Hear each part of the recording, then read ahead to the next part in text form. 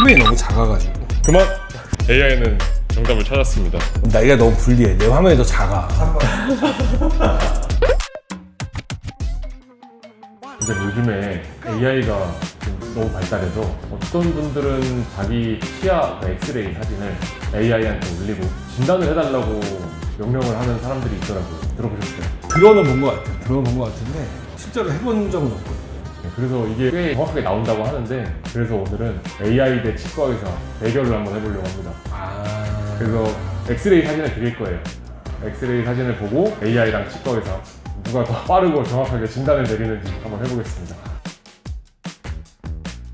제가 지금 AI에 질문을 할 건데 그때 동안 보시고 같은 시간 동안 AI랑 같은 시간을 드릴 겁니다. 그때 동안 보시고 진단 내려주시면 되겠습니다. 자, 시작! 일단 15번은 심한 치주질환, 37번도 심한 치주질환이랑 식은 파절, 45번도 치주질환.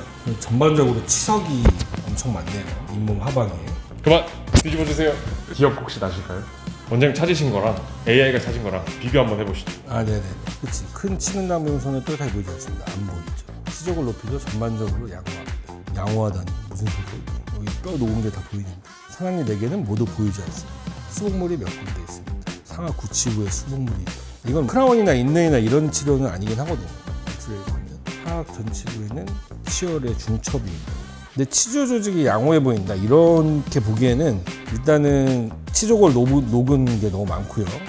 상악동에는 병변이 없습니다. AI가 이런 식으로 판단을 하네요. 근데 너무 정해진 틀이 많은 것 같아요. 일단은 치과 의사의 눈으로 봤을 때는 잇몸, 그러니까 치조골이 전반적으로 낮아지지 않았다 하지만 사실은 국소적으로 많이 녹은 부분들이 있기 때문에 그런 부분들은 치주질환이 특정 부분은 심하다고 볼 수 있고요. 특히 15번이나 그다음에 45번 그리고 47번도 그렇고 아까 47번 치근 파절까지 보인다고 말씀드렸잖아요. 그거랑 전반적으로 잇몸 하방에 치은 연화라고 하는데 치은 연화 치석이 너무 많고 그리고 엑스레이 파노라마 성에서 봤을 때 옆으로 선이 보이는 부분들 그런 부분들은 희경부 마모증이 심한 경우에 보통 엑스레이에서 이렇게 보이고요. 그다음에 앞니나 이런 데 보면 노모라고 하죠. 치아가 많이 닳아서 치아가 좀 짧아져 있고 심지어 31번 같은 경우는 거의 희경이랑 닿은 것처럼 보이거든요. 치과 의사가 보면 그런 것까지 볼 수 있다. 저의 승리네요. 네, 원장님 그러면 그건 연습 게임이었고요. 네. 이번엔 진짜 배틀을 가보겠습니다. 네. 찾아주세요. 네.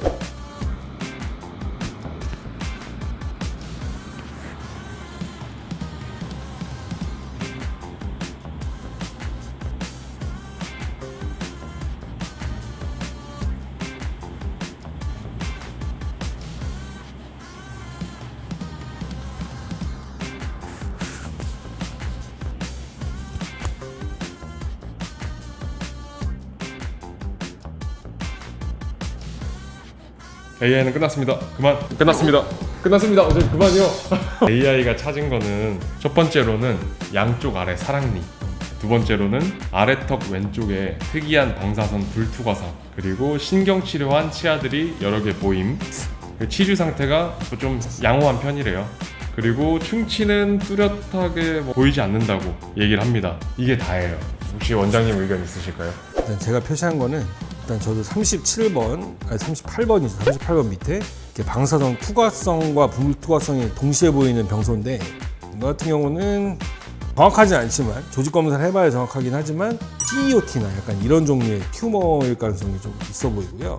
그다음에 34번에 보면 알 수 없는 뭐 하얀 게 보여요. 그래서 이게 과잉치 같은 거일 가능성이 높아 보이진 않는데 이게 뭔지 모르겠어요.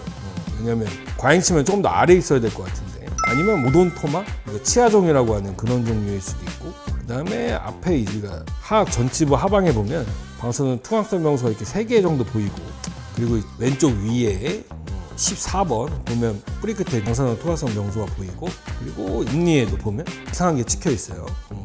12번부터 22번 사이에 보면 뭔가 이렇게 찍어놓은 게 보이는데 이게 일반적으로 우리가 레진 같은 치료를 하다 그래서 이런 게 보이진 않거든요.